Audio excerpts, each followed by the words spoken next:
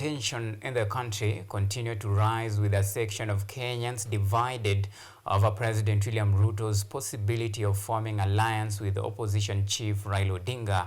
Some want Ruto to deliver on his promises to Kenyans and turn a deaf ears to the critics, as former Deputy President Rigathi Gachagua leads an onslaught against the government. Listen in. As the political temperature in the country continues to hit high fever pitch, Kenyans are now divided on the current state of affairs.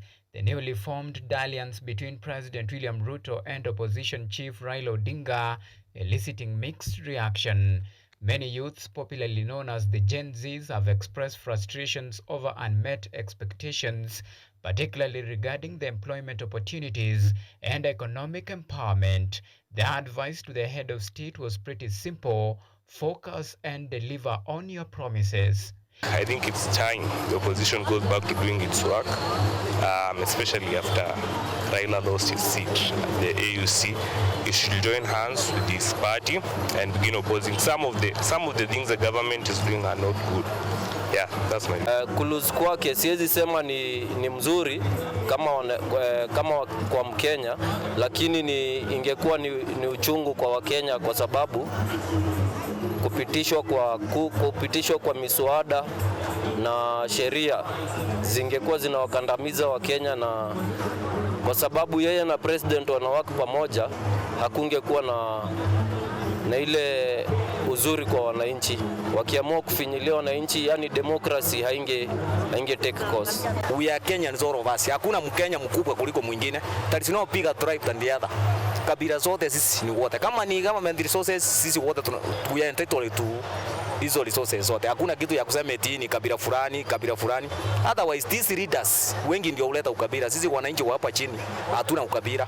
Ukabila huletwa na our leaders. Kuanza kusema eti sisi ni mulima, kujitenga pande, sisi ni Waruya, kujitenga pande. Sisi wote ni wa Kenya. The desire to come to Kenya is one that I have nurtured for a long time, and it's because I heard that Kenya is a cradle of humanity, and that's why I wanted to come. And I am a content creator. I've seen a lot of people come to Kenya and actually do well. So I'm here in Kenya, and I must say I really appreciate what the government of Kenya has done in Kenya. People may have different opinions, but as an African and as somebody who has traveled other countries, I must give it to the government of Kenya because they have done a lot in terms of infrastructure, providing an enabling environment. I've been on these streets around 2 a.m., 3 a.m., and I see people move, so there's a form of security. It means the government is doing something. Most of the things you guys complain about, I am a foreigner, I cannot complain about it because you guys talk about taxes. I don't think I'm directly affected by most of those taxes. Every foreigner is being affected with the ones we know. It's somebody's country. They say when you go to Rome, do what the Romans do. So when we come and they say we are supposed to pay this, we pay them. So personally for me, I don't have much to say about the government, but I understand you guys from your perspective. You are the ones facing the bullet and you guys know what you are facing. But for me, I love it over here in Kenya. It's a very beautiful country. Everything is moving on well for me as a foreigner. The call for service delivery comes a day that the former premier hinted on a possibility of Ruto-Raila alliance at a time when former Deputy President Rigathi Gachagua continues to lead an onslaught against the Ruto-led regime. I'm back home here. I'm going to meet with my friends, my supporters, and I'm going to consult widely what's going on forward, and in due course we're going to announce our way forward. So we'll give a way forward very, very shortly.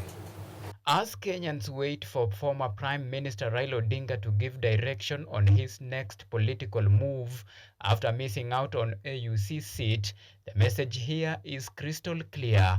Whether alliance or not, the ultimate power belongs to the people.